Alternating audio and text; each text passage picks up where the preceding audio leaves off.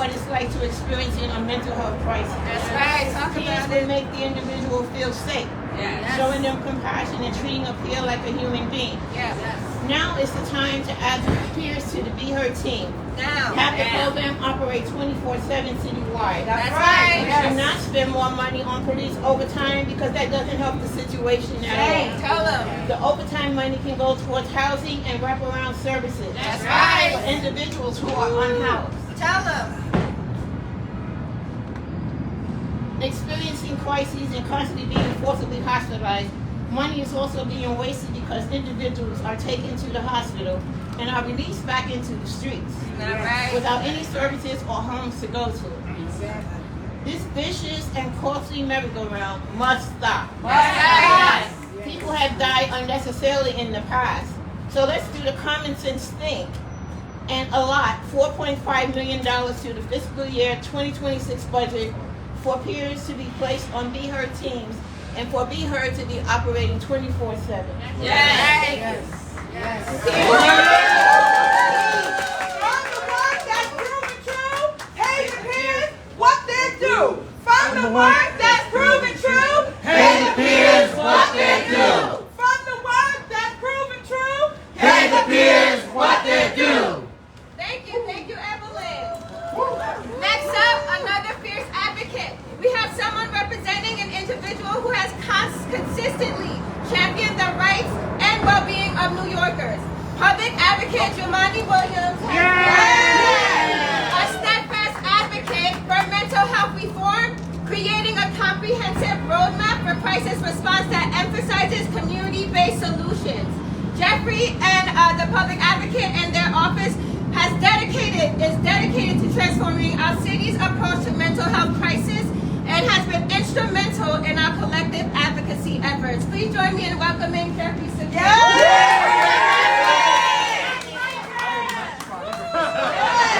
Also, just thank you everyone for being here, constantly and consistently showing up and showing up. You know that's what we do. Absolutely, absolutely. So I just want to start off and say we are here standing outside the City Council's executive budget hearing for mental health. And one of the things that we're prioritizing here, the reason that we're all standing here, is to make sure that we're ensuring that there's funding and that the proper people are put on teams, the Be Heard teams, the peers, right? The people who have the lived experience, the people who can make it so the folks who are experiencing a mental health crisis can speak to someone who doesn't have a gun and someone who can be a voice and who has experienced what they have experienced, so they can easily just remedy their situation, much like Alex was speaking about, the idea that you're not being attacked when you're in crisis. But I also want to speak about the fact that we're talking about a Be Heard program that is like woefully inadequate at the moment, and the fact that the number of communities that it serves and the hours. When you read the comptroller's report, again, give it up for Khalil and the comptroller, it's really important that you have data points to point to. And this is something that we see consistently from this administration, is that we don't get the data that we need. They spent a lot of time in the last few months pushing very hard on a state level to expand involuntary removal. And one of the things that they show you is that as they're doing involuntary removals in this city, they're also not showing you the data that comes with the outcomes. That's very much the same thing that we see with Be Heard.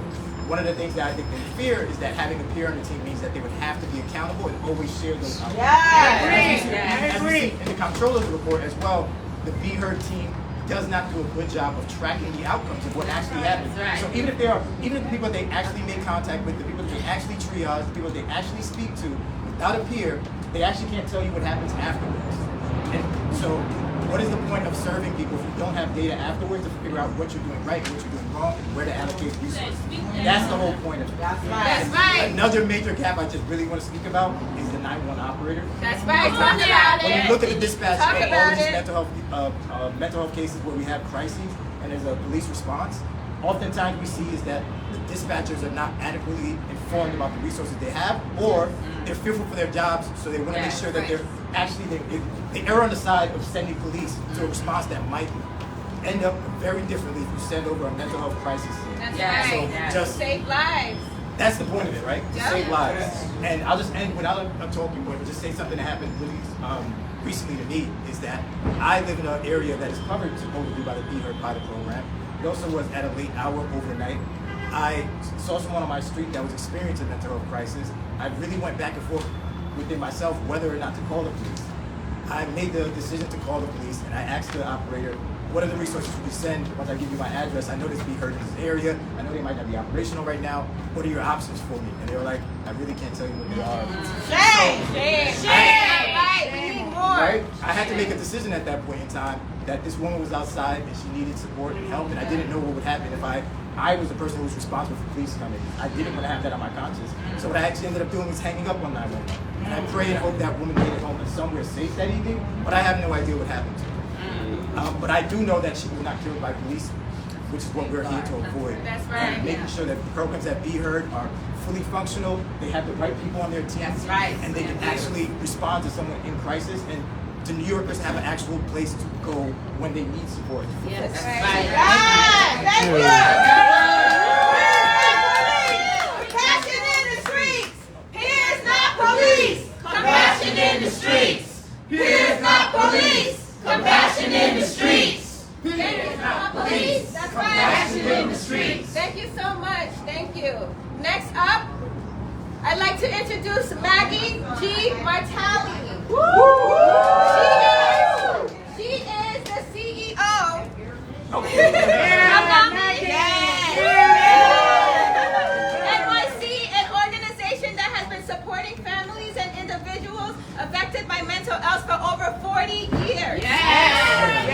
Maggie is a nationally recognized leader in mental health and suicide prevention, bringing over a decade of experience in developing programs that promote mental wellness in both the workplace and the community. Her leadership continues to strengthen NAMI NYC's mission to provide support and advocacy for those affected by mental health conditions. Please join me in welcoming Maggie G.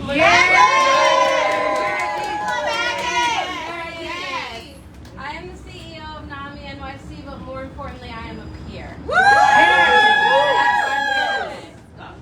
I'm here to continue to advocate for the value of peers and their family members in solving this city's mental health crisis. That's why we're here. That's right. That's why We're we're here peers. today. NAMI NYC is the only nonprofit that in New York City that is providing direct service and extensive support to family members who are caring for loved ones with serious mental illness. Families are often the first to notice that something might be wrong. And with the right tools and the right support, they can help prevent crisis and support a long-term recovery. The research and outcomes of our programs show that when families are involved, when peers are involved, there are fewer emergency room visits and psychiatric hospitalizations, and engagement with care goes up.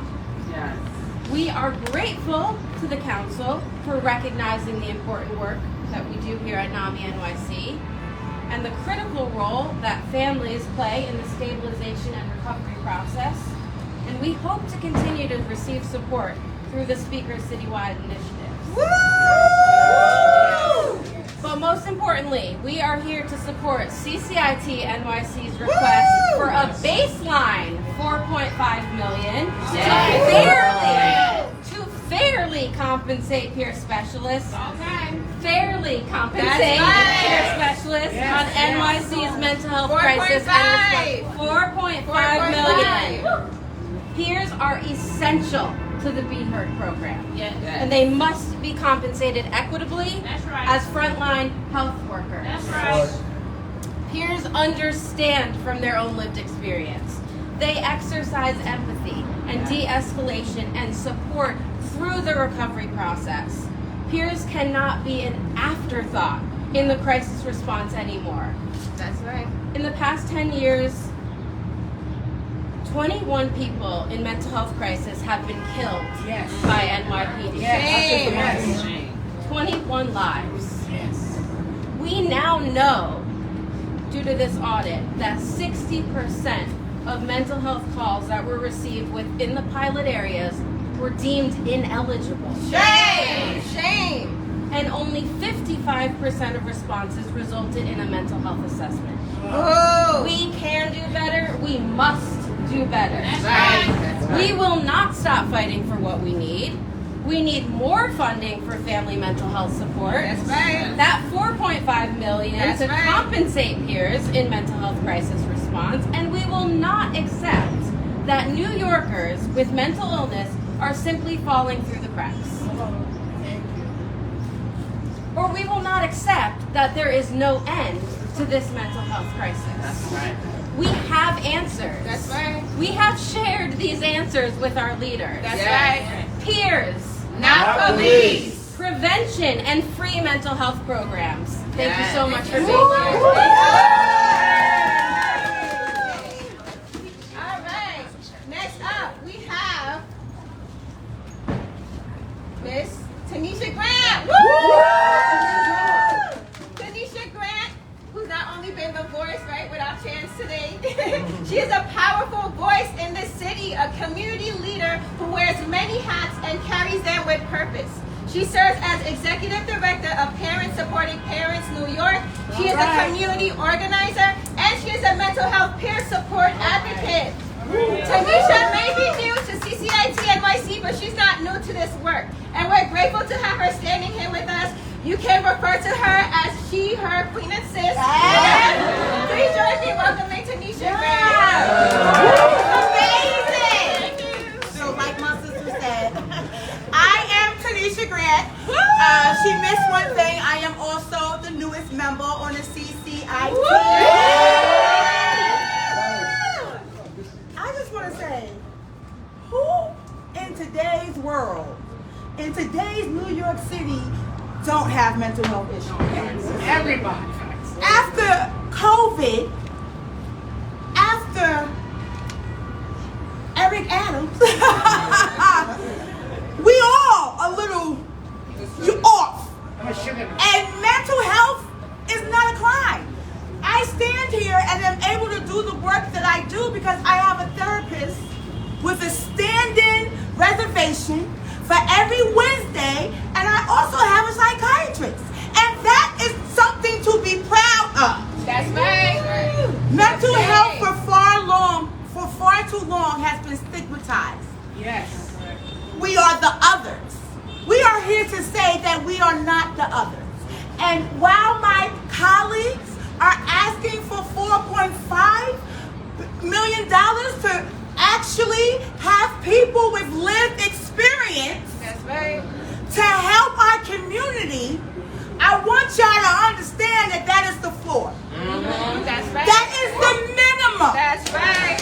Talk about it. We are tired of fighting for the minimum That's right. and never having conversations That's about right. surplus. That's right. Our state budget is $254 billion. Do we understand how many countries that could run well That's with right. funded mental health service and health care? Yeah. We are now in the fight for our city budget, which we know will be over $100 billion. But our elected officials, our lame duck mayor, because we're quoting him out, That's right. Yes. will try to tell us we don't have the money. But at the same time, will give the police billions and billions of dollars. Shame. That's not right. We say no more. No more. We understand what peers not police mean That's because we right. are the peers That's right. in our communities That's right. that walk up and intervene That's right. when we see the police mistreating someone who is having a mental episode.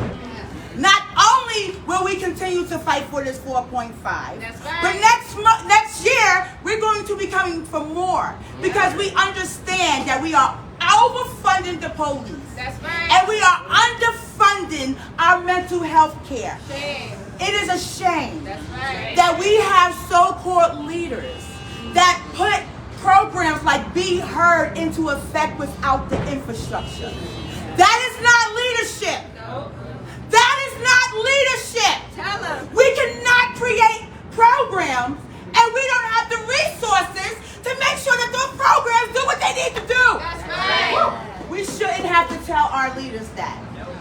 As a business owner, as someone who is a professional volunteer, I understand that my organizing has to be solid. That's right. Why are we paying people over 6 figures to not put in plans that will really support the people? We have to hold them accountable and say, stop it. No more blowing smoke up our behinds. No more initiating programs that we severely need. That's right. Like we heard. That's right. Without the peer support behind it. We need therapists. We need mental health people who are trained in de-escalating situations. That's right. We do not need 20 policemen showing up to criminalize us because mental health is not a crime. That's So right. once again, we will continue to work with our advocates in City Council like That's the right. amazing Tiffany Caban. We will have her back the way that she has ours, and we will make sure that we get the money That's to right. make sure that our community is healthy That's mentally. right. Thank you.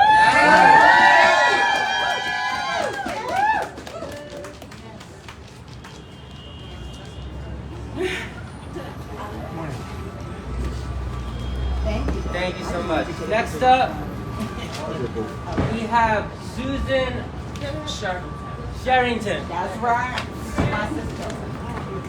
Susan is a woman whose roots run deep in Harlem soil, whose fire burns in the heart of this movement. Susan is a proud Harlem native and a force for civil rights, community power, and unapologetic truth. As a civic engagement leader and civil rights union organizer with Vocal New York, Susan doesn't just show up, she builds bridges, sparks change, and reminds the system who it forgot.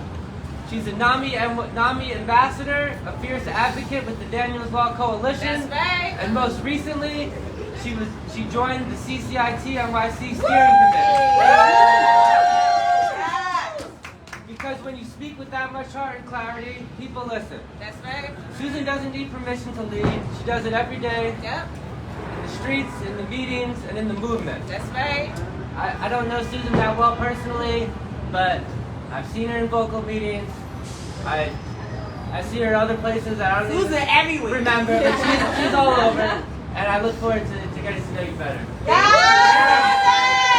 Thank you, everyone. Thank you, Alex, for that nice, beautiful introduction.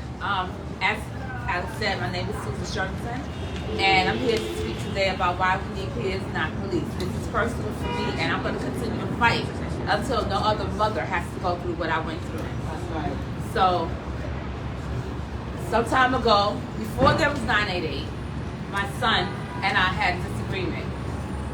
After the disagreement, he was so upset that he went to the kitchen. He took a large kitchen knife and he went in the bathroom. He locked himself in the bathroom. All I heard was running water, so my heart is dropping. Like, is he going to kill himself? I'm sorry, when I think he That's can. right. Take your time. It's okay not to be over here. He was locked in the bathroom with a large kitchen knife. I didn't know what to do. I had to call 911. There was no resources other than 911. The cops came with their guns drawn, 6 officers. Take your time. Thank you. 6 officers came with their guns drawn. My son still wouldn't come out. I begged, I pleaded. He wouldn't respond. The police said they're going to have to break the door down. I understood, but I was afraid. So as they broke the door down, they drew their guns. My son, he wouldn't drop the knife because he wanted to die. And they told him, drop the knife, drop the knife. I was so afraid. I said, please don't kill my son. And I ran towards him, but they pushed me out the way. My glasses went one way and I went another. My daughter, thank God, my daughter was home. She was in the room with my dog. She opened the door. She ran and jumped in front of my son. That's the only reason my son is alive today. Woo! I'm sorry. I didn't No, don't be sorry. Don't be sorry. Never be sorry.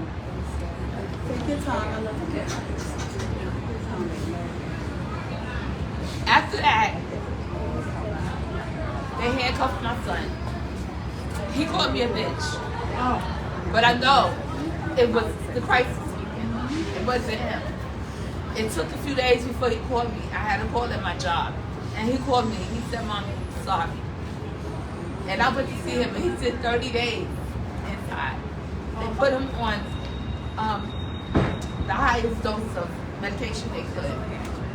And it was awful. And to this day, I will never, ever call 911. That's right. We need peers. We need peers, not police. Right. And that's right. Yes, not police. I also advocate for AFSP, for suicide prevention.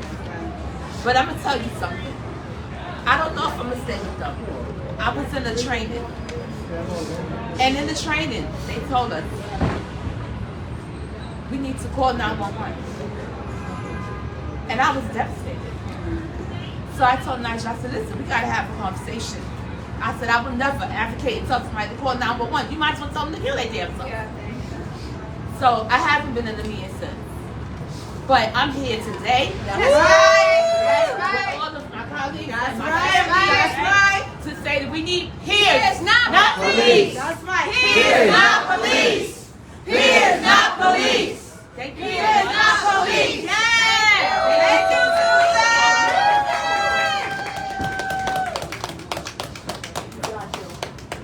Got you. All right, next up, I want to introduce Chaplain Dr. Victoria A. Phillips. Dr. B is more than a doctor. She's a disruptor of silence, a restorer of truth, and a healer who listens not just with ears, but with her entire spirit. A wisdom keeper and a revolutionary healer whose presence alone challenges systems and awakens hearts. That's right. Long before it was trending, Dr. B was already out here doing the work. Fighting for justice, building coalitions, and showing us what it looks like to care deeply and radically. She has spent decades walking alongside those most harmed by mental health and carceral systems. That's right. Not as a survivor, but as a mirror. That's right. A witness and a force for collective liberation. Whether she's holding space in a sacred ceremony or pushing back in public forums, Dr. B reminds us that healing is not a service, it's a birthright. That's right. That's right. Her advocacy is rooted in decades of lived experience, professional excellence, and ancestral wisdom. She carries the stories of survivors and demands that policymakers listen, not just with their minds, but with their hearts. That's right. Along with her lived experience, she brings clinical insight and ancestral remembrance into every space she enters. She doesn't just talk about transformation, she lives it. That's right. Whether in city hearings, one-on-one moments, Dr. V brings clarity, conviction, and compassion. She's not just calling for change, she is the change. Yes. At a time when our city still responds to pain with punishment, Dr. V dares to imagine and demand something better. I know. I'm gonna cut you off. I'm gonna just take 30 more seconds to say that the only reason I'm here today is because of you. I met you in Albany during my first advocacy event. You told me to go to Daniel's Law Task Force meeting. I went. And that's why I'm here. And just real quick, I don't know if anyone's here ever rented belief from someone else, but during that advocacy day, I was lost. I didn't really know what I was doing. I had a bunch of energy though that Dr. B identified. And I remember someone had said something to you about wanting to get more involved and stuff, and you said, oh, talk to people like Alex. And like people like me, what does that mean? And, from that day forward, you've been a constant resource. You've been putting up with my BS, some of my manic texts, and I appreciate you so much for everything that you do.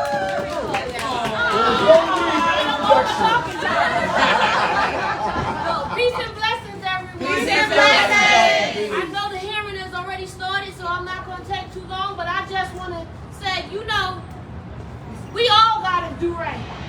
We have a duty on domestic soil. I'm an Army brat. We have a duty on domestic soil to look out for each other. That's right. As human beings, we are supposed to build community. Yeah. We are supposed to make sure that everyone feels like they can belong. Yes. Like they do belong. That's right. As a doula, as an end-of-life doula, as a birth doula, as a former nurse, Talk about it. all capacities to understand how important a heartbeat truly is. That's Yes. right. As a mother, That's right. as an Army brat with a mother buried in a cemetery, all understandings of how important a heartbeat truly is. That's right. I say that because so often when we think of mental health, we think of a them versus us. We are all impacted by mental health concerns. That's right. Whether you're depressed, Yeah. whether you're severely depressed, whether you have PTSD or anything in between. That's right. We are all impacted by mental health concerns. Yes. And you know, so often, I'm going to detour a little bit. I want to speak directly on the women. Because as mothers, our women in New York City go into Rikers Island, over 77% being primary caregivers. Shame. The domino effect of that is they come out being unhoused. Their children end up in foster care. The elderly parents they might have taken care of might end up in rehabilitation centers or God knows what, even on the street. There's a domino effect when we don't have proper resources. And someone who's been around, as Alec has said, for quite a long time, many moons, I know when Be Heard first rolled out, they put it in the Upper West Side, in the Upper East Side. They put it in neighborhoods that already had access to resources that many of my community members did not have. That's not right. And as a doula, I've said this last year on the record upstairs in City Council, and I'm going to say it again today. That's right. Name one ER in New York City that closes at 9 or 10 p.m. So when one needs a mental health professional, 24/7. there should always be one available. That's right. We live in what is supposed to be the greatest city in the United States of America. Prove it. Our elected officials always say New York is leading the nation in one thing or another. Do better. And yet we fall short Do better. when it comes to saving each other's lives. And I'm going to take it a step further. Many times, bullies with badges That's right. roll through our neighborhoods. Most of the time. Let me just say this. Hold on, sis. Let me just say this. As a chaplain, as an ordained reverend, many don't know that. All right. As a spiritualist, many people come to me. As the CEO and founder of Visionary Ministries, many officers reach out to me themselves when they are in crisis. Working behind the walls for the last 2 decades on Rikers Island, correction officers reach out to me when they are in crisis. So no one is immune to going through a mental health concern. Working with women with the WCJA, and Beyond Roses campaign, I know for a fact over 80% of the women in Rikers Island right now have a mental health concern. As a rape survivor, I pay attention that 1 out of 4 women in Rikers Island right now go in already being a survivor of sexual assault. So when we speak of trauma, when we speak of life circumstances, none of us are immune. But all of us are responsible to make sure that the solutions are there. Peace and blessings, everyone. Thank you, Dr. Thank you, Dr. All right. So last but not least, we have Dante Bravo. Dante. Hello, Dante. Dante is the head organizer for the People's Plan, a multi-issue campaign advocating for dignity and justice in New York City's budget. With 5 years of experience in lobbying and grassroots organizing, Dante has worked with organizations like United Neighborhood Houses and Children's Aid to fight for budgets that prioritize working class New Yorkers. Dante continues to be a passionate advocate for progressive policy change. Please welcome Dante. All right, everyone. Well, my name is Dante Bravo. I represent the People's Plan, a coalition of grassroots organizations organizations, community members, unions, fighting for a city that provides care, dignity, and justice for all New Yorkers. All of them. And first and foremost, you know what we want? We want food for New Yorkers. We want justice for New Yorkers. We want housing for New Yorkers. Because we know all of that is mental health. That's right. You cannot be well if your needs are not taken care of. Okay, all right. We want dignity at the end of the day for all New Yorkers. Dignity is having mental health workers near you so that patients can get the care that they need. That's right. Dignity is keeping those mental health workers out of burnouts so that we're not balancing our mental health on their backs. That's Say right. that. Say that. Dignity means that there is more than enough for everyone. Talk about it. And because of that, we are proud here to stand with our partners to go ahead and fight for more money in this budget for mental health services. 4.5. Scarcity in this budget of over $100 billion is a myth. It's a myth. And it's a myth based out of cruelty. At the end of the day, nobody deserves to be mistreated in some of their worst moments. That's right. Mental health programming in the city, be it preventative, outpatient, inpatient, more, means the difference between life and death. That's right. I don't know about this administration, but I know that for me, that's priceless. That's right. And because of that, I want to make sure that we're giving healers the tools that they need to do right by our communities. That's right. Fund the crisis to care proposal. That's Fund right. mental health services. That's Thank you very right. much. Thank you.